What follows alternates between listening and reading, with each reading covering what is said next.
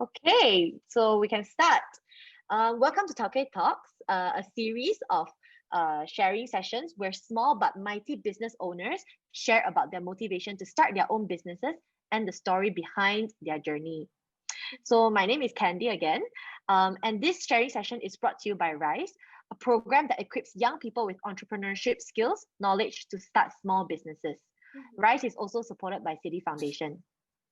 We believe that entrepreneurship is not only for big startups with high tech and a lot of capital, but also for very small and mighty businesses that are really contributing to our economy as well. RYSE aims to showcase these small Malaysian businesses that are persevering and still chasing their dreams. So I'm very happy to welcome our guests for tonight, Michelle from Cradershub.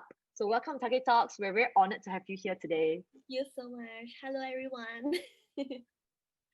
Okay, so just jumping straight into it, can you briefly introduce yourself and what your business is? Yeah, so my name is Michelle, and actually, my company is called Cradershub. So I'm actually a co-founder, and basically, Craders, right, is actually what we call a creative advertising agency. But then again, we don't call ourselves that. Um, we are more like what we call an extended arm, marketing arm, because sometimes even with our other clients, right, when they bring us in and introduce ourselves to third party, they also introduce us like, oh, this is our in-house marketing team. So we like that kind of feeling, as opposed to you see the traditional kind of like agency. It's always what we call a one-way communication. It's always like I give you the brief, I give you the creative, and then that's it. So for us, we want to challenge this norm. So we want to see beyond the RI. We want to see beyond what is happening to our ideas. So that's why the name Craders come about. So actually, you can see the logo, right? It's like a baby cradle. So it's like instead of cradle, we call it Craders. So it basically stands for nurturing dreams. And when we get a brand right, we want to nurture them. We want to see the baby grow. So our services comprises of social media marketing indefinitely because of this new era. And we also help out with creative plans, campaigns. We help out with everyone will be familiar influencer marketing and also on ground campaigns. So basically 360 lah. We help with from nothing to something. And I believe that right now I think we are millennials. I hope. Yeah, we are still millennials, okay. Yeah. I think for millennials, right, we shouldn't stop at if let's say you are from a bigger MNC company, right, creative agency, you will only probably stop at like you're just a servicing or you're just a content person or whatnot. But for creators, we want to challenge that norm. We want to be like, look, if you're a millionaire and you should be having all sorts of skills. So you're not just a servicing, you can also think of stuff. You're not just a content creator, you can also do some budgeting, some media buy and stuff like that. So that is how and what it is Craders is today lah. Yeah, so that's how even our clients, even our dream members sees us. So even our title is different. Like for me, my title is dream catcher, and then Sharon is dream maker, and then we have like designers, dream architects. Then if you're a copywriter, you're a dream weaver because you weave the dreams and stuff like that. Yeah, that is Oh, wow, what interesting. Cradles is about. Yeah. Okay, great. Thanks for introducing your business. So, very quickly, a very quick shout out to the agenda for today.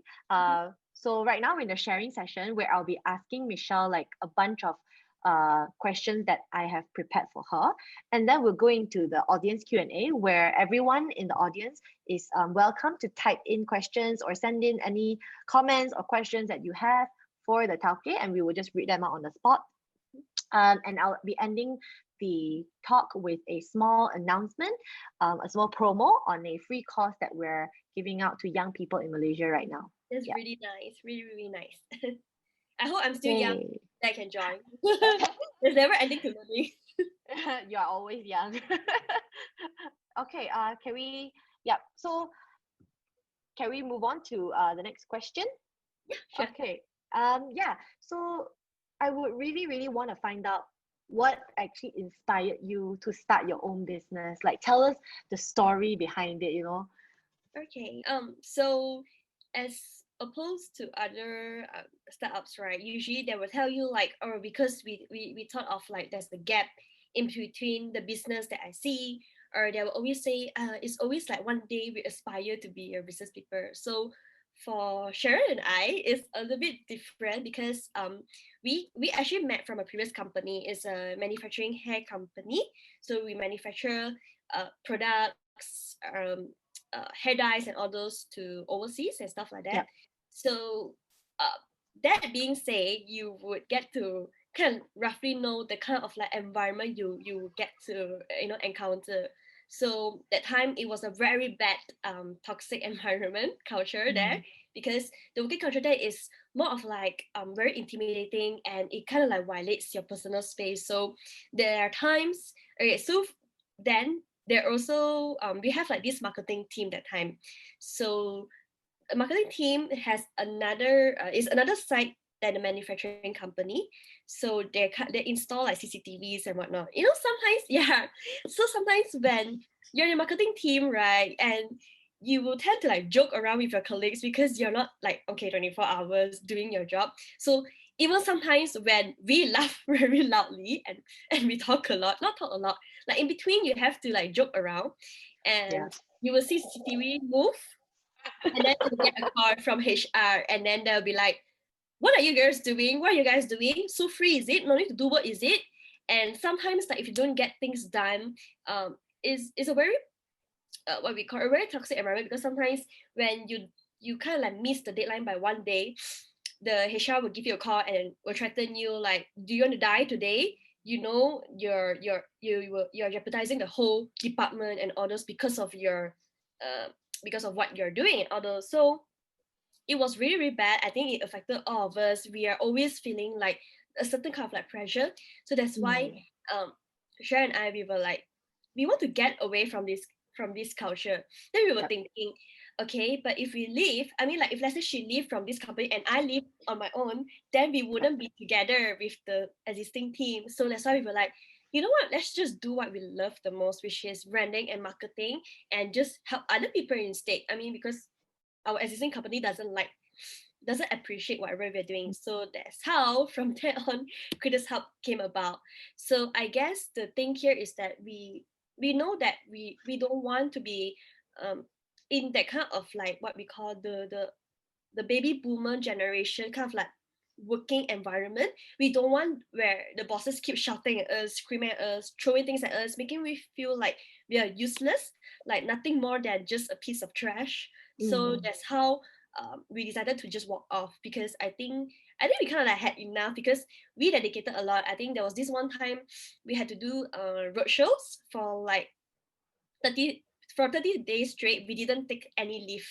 Yeah, we didn't take any off day. We were working from 10 a.m. up to 12 midnight, and it was just a routine for the entire month. Wow. So yeah, I mean, for us, it was for passion. We didn't really mind about it because of the things that we love. But I think ultimately the breaking point was that the HR was like, oh, you can only claim for like Sunday. Saturday is not counted, or public holiday is not counted. You can only claim for Sunday. So which is the Mm. 4 days leave for the entire month. I mean, it wasn't much about that. It was more about you should be appreciating our efforts. Yeah.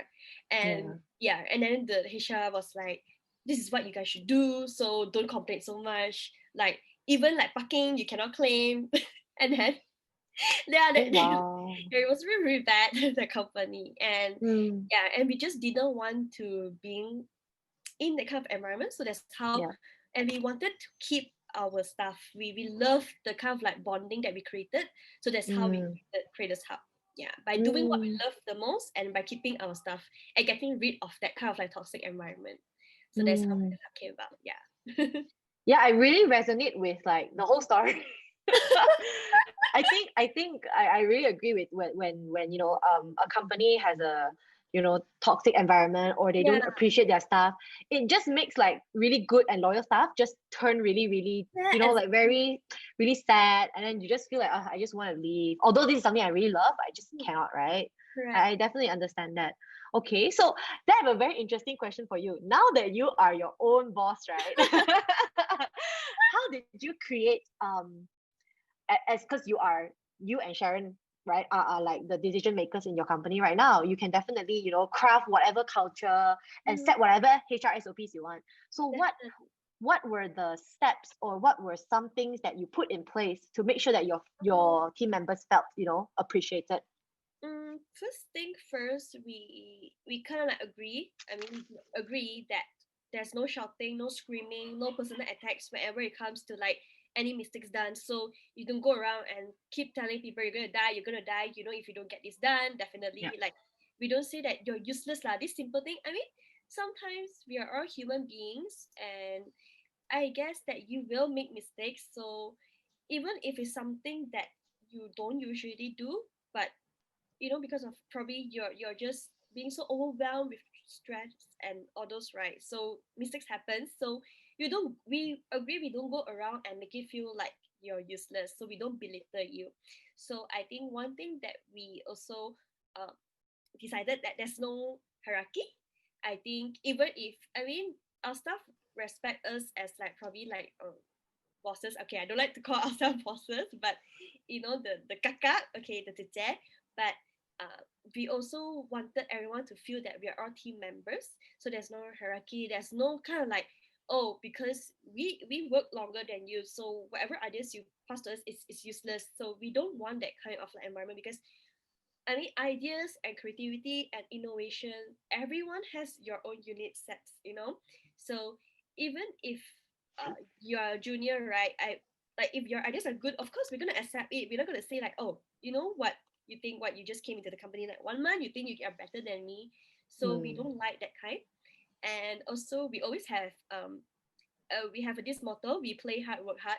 So we give you guys flexibility in terms of like Mm. we don't really want to micromanage, but from time to time we do follow up at the end of the day or 1 week once, like, okay, so Of what's your course. work for today, Yeah. just to keep everything in check. But we are not as crazy like last time our previous company, like, what are you doing now, are you sure your lunch is only 1 hour, what are you doing, that kind of mentality. Yeah.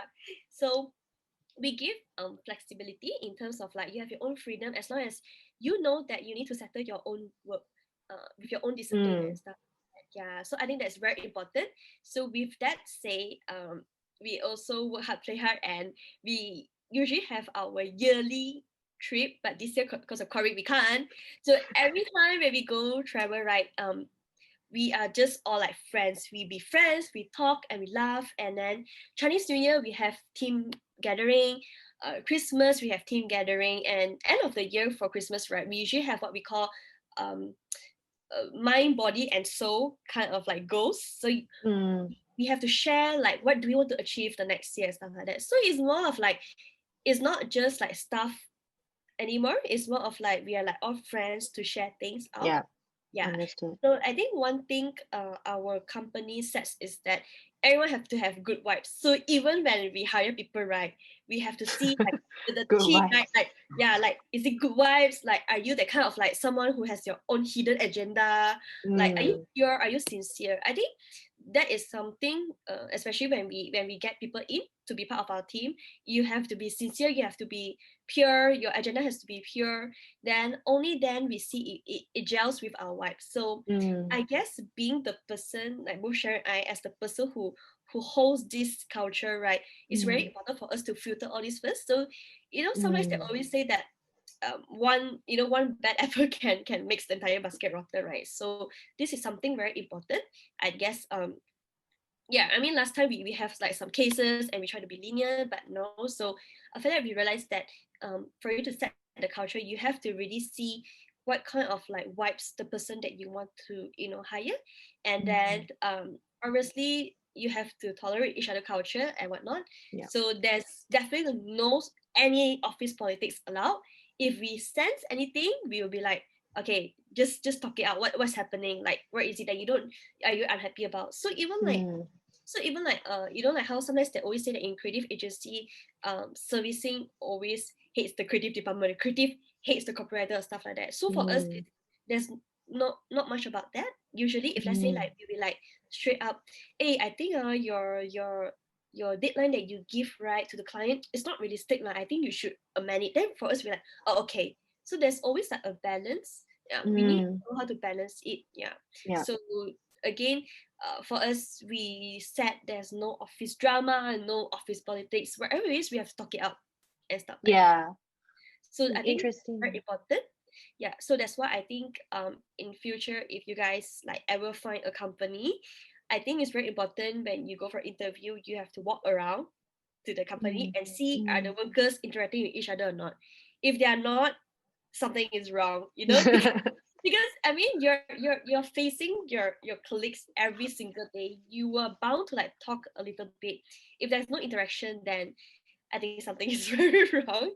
Yeah. Mm, So it's just like I think it's just like you and Denise and everyone. You guys talk. You guys are like fun and enjoy. Yeah. So these are kind of like mm. the environment that we try to set and portray. Mm. Interesting. So, other than like, of course, I've heard that you said like there were some cases before, and you've learned from them, how to create a better culture, right? At the beginning when you started your business. So, were there any other challenges when you first started, as an entrepreneur? Mm, yeah, I think as an entrepreneur, definitely the first issue that you face is that uh where you're gonna get your clients from. I think for whatever business it is. Mm, So I think very importantly, before you start a business, wherever I think you still have to go and work for people first, indefinitely, and mm, from there on, right, take that as your ground to mingle around to get a lot of like connections. So for Sharon mm, and I, we're very fortunate because back when we were from our previous company, we managed to collaborate with a lot of people. Um, yeah, from Watson side, from Aeon side, from like last time it was Kosan's coffee. He was quite famous. mm, So we kind of know a lot of like brand managers or marketing managers and um always maintain good relationship with them. So when we mm. departed and opened up our own company, right? If you are really nice, right? You they will definitely like introduce you, to Yeah. other people. One, yeah. So we were very fortunate enough. When we left, we told them that hey, we're gonna open our own company. So yeah, so we were like, but thank you so much for working with us. We really enjoy collaborating with you and stuff like that. So from that on, there's just people introducing to us, and then you also have to what we call put down your ego. So of course we did also like uh see if anyone wants like services and whatnot and stuff like that. Yeah. So from there on, that's where we get our clients. So I think Mm, for us, definitely first thing first, the first 2 3 months we didn't. I think the first 2 months we didn't have any clients because we were very mm, new. But thankfully, from the existing connection that we had, and then just refer to us. So Crader's Hub is actually based purely and solely on referrals. Yeah, we don't go cool. yeah, we didn't go around and like what we call the telemarketing or just Mm, knocking at people's door. So a lot of all these are from referrals, and we're very fortunate about that. mm, And so this is something that if you guys want to be an entrepreneur next time, right, and indefinitely clients will or customers is something the first problem that you face. Shit, where I'm gonna get my clients. So very important to be a connection first, your foundation first from mm. place that you're working at. Yeah, even if it's your superior or whatnot, right? Just build, just be nice to people and stuff like that. Yeah. Mm, interesting.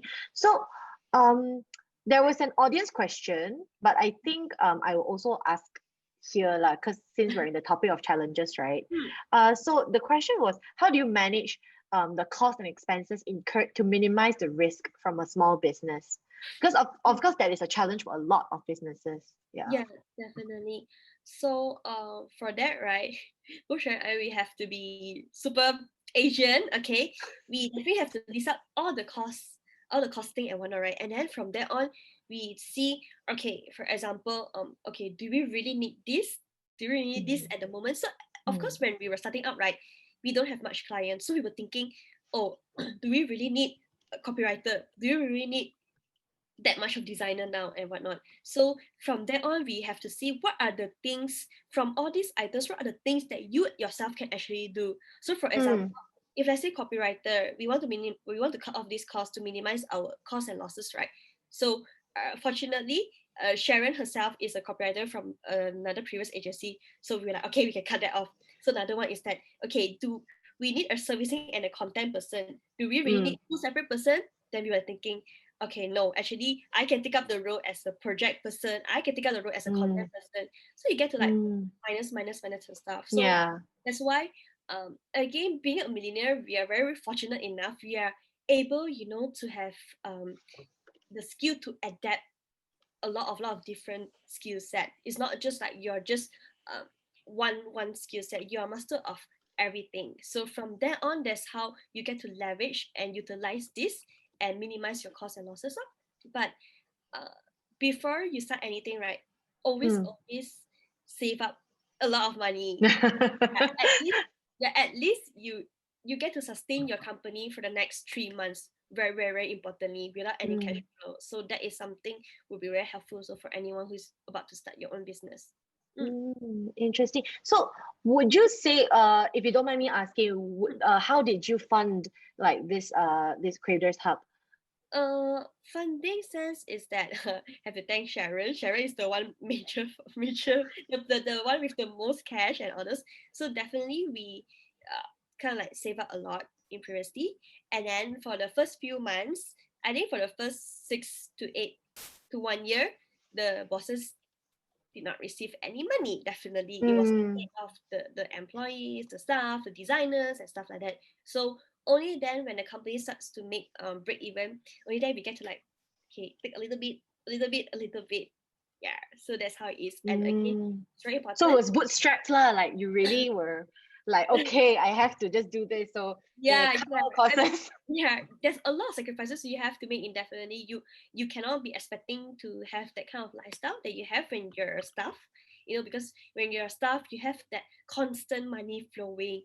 But when you're a boss, right, you have to like, okay, if I use up this much of money, how about next month? How about the month after and stuff like that? So Mm. always remember that uh, even when you start seeing money coming in, right, always keep it as your emergency fund. And thankfully enough, so that we get to save it, and it helps us to overcome situations like MCO and the pandemic and others. Mm. So what were the challenges that your business faced during the MCO? Huh. Okay, so definitely, I think one of it that we were very, very afraid of is clients will cut us off. I think that was something that Mm. we were very afraid of. And of course, clients didn't pay us on time because we understand also that uh, as mentioned earlier, most of our clients are F&B, so they are all retail side, and Yeah. for them, they always have generate dine-ins and all those, and that's where they get certain portion to pay us. So for us Mm. clients, definitely we already know that Sharon and I, we both already have like discussion that indefinitely clients are not going to pay us this month already or the month after, and they will start paying Mm. us when MCO ends. So true enough, Mm. it happened. So I think that was kind of like a challenge for us, because there's no money coming in to fund back our Yep. stuff. Yep. Again, Yep. like what I mentioned earlier on, you must always reserve some cash to get through your company when times like this comes about. Yeah. We have like a reserve fund, thankfully, Mm. just to allocate a little bit and pay back our staff money and all those until the money comes back in. Mm. So that was quite a challenge, and I Mm. think um, I think there's a lot of things, especially in this creative agency industry, right? You always need to go out to do photo shoot and video shoot, Mm. but because of like MCO and stuff like that, yeah. So you really have to adapt. You have to like think, oh gosh, okay, but I need this product out. I need to promote, for example, takeaway or delivery Yeah. service, but Yeah. we are not there physically how to do it. So we have to innovate. So we were like telling our clients, you know what, just send the items to our photographer or videographer. Okay, send it to him, and he will create a very lifestyle video, and we will use that video, to push it out. So true Mm. enough, yeah, things happen. We get to manage to solve it. So I guess Mm. those are the kind of like challenges, yeah, that we Yeah. encounter. But I really want to comment on your trust with your clients. Like, okay, if they don't pay us, I'm sure they will pay us. Like, I Yeah. think that's like a very big trust placed between. I'm sure you guys have a very good relationship, be able to trust each other. Yeah, so again, remember, I think at the start we mentioned that Craders is not like other agency. So for us, Mm. we always think ourselves as part of our client's team member. So I think over the years, Mm, it's built. I mean, trust are being built because they have been with us for the past 4 years, 5 years, or 3 years, even the start of Cradershub, and also what we say, yeah, and also they also, because of that kind of trust, right? We also told them that we cannot be that rigid. So we told them that, hey, we understand MCO is like that, and cash flow is going to be really tough for you guys. So we're going to offer a certain percentage of discount for the whole mm. MCO duration. So again, as a business owner, right, you can't be rigid in Yeah, your things, definitely. items. You have to adapt, like, okay, and you have to treat your clients as your friends. Of course, Sharon and I, we both had our, bad experiences with clients who don't Yeah, pay us, yeah, because of our nature, because we trust our clients so much. I mean, there are pros and cons, but yeah. ultimately, the pros is definitely overpowering the cons, Mm, definitely. So yeah. So again, you mm, cannot be rigid. If it's MCO time, offer some solution to your clients. Tell them that we're gonna offer, like, like 30% off or 40% off, because we are not, you have to think, we are not even there to do video shoot. We weren't there already. We are doing mm, this offline. So just offer as much as you can, because mm. ultimately we are all trying to survive. We are all, Yeah, just trying to make through this whole pandemic. Yeah. yeah. That's it. And I believe that because of your innovative like kind of offerings, right? That means your sales during the MCO was still, okay lah. I mean, there wasn't any big drop or. Yeah. I mean, Mm, of course there's the cash coming in is not that much, because yeah, I think for the first 2 months we have to survive, or no money coming in, because yeah, sure. we have to wait for clients to pay us. And then Mm, even though for the next 2 months clients started paying us, right, it was on a discounted price, as what I yeah. mentioned earlier. Yeah. So there is Mm, yeah. So any challenges after the MCO period? Like any challenges right now? Okay, so for right now, I think the biggest challenge, again, is that we were scared our clients don't want us. Yeah. But again, I think we really have to adapt. So we have to offer solution. I think now Mm, more than ever, people are looking for solutions to help us to transition from retail to digital side, because yeah, digital is the key to everything now. So a yeah. lot of our clients, although they are on retail, we were like their consultant. Okay, so we Mm, tell them, even if your item or your services is not is what we call, is not suitable to sell you on platforms or e-commerce or whatnot, right? Is there any other thing that we can help to innovate to transition it into digital, or maybe like live mm, fashion, if you're yeah. selling services and stuff like that. So Understood. I think both my team, I mean, me, Sharon, and June, and everyone, we were just trying really hard on how to, give solutions. So, of course, we were just really afraid, what if clients going to cut our budget? Because if you cut our budget, we cut our ads budget especially, and Yeah, we probably cannot get the results that you want. So yeah. then again, it also pushes us on how to innovate. We were like, again, like, we have to take up our Asian mentality. Okay, this posting we are supposed to do ads. If we don't do this, can we um match the kind of like messaging into one posting or not? To boost it Mm, up. So I think mm, those are the things that we really had struggled. Thankfully, mm, really thankfully enough that we were all quite innovative and adaptable to the situation to think of mm, quick solutions for our clients, in hopes that it won't mm. kill us off. Interesting. So, I mean, after learning all about your roller coaster ride, right, from the very beginning, and all the challenges, ups and downs, right? So I have to ask you this question. So, do you think young Malaysians should start their own businesses, and why or why not? Yes, definitely. I think you should. Like, even if you don't start it on your own, you can be like, what we call like partner or investors, and one, just Mm, try out the entrepreneur life, because it's really different. It's so different. Like, you get to experience being independent.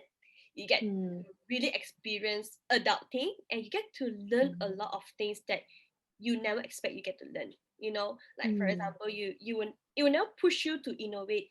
And if, let's say, you're just a staff, going to 9 to 5. I mean, it's not that it's bad, but you will have that kind of mentality and the mindset. I'm just gonna get things done. That's it. Like you're just working for the sake of working. But when you're an entrepreneur, right?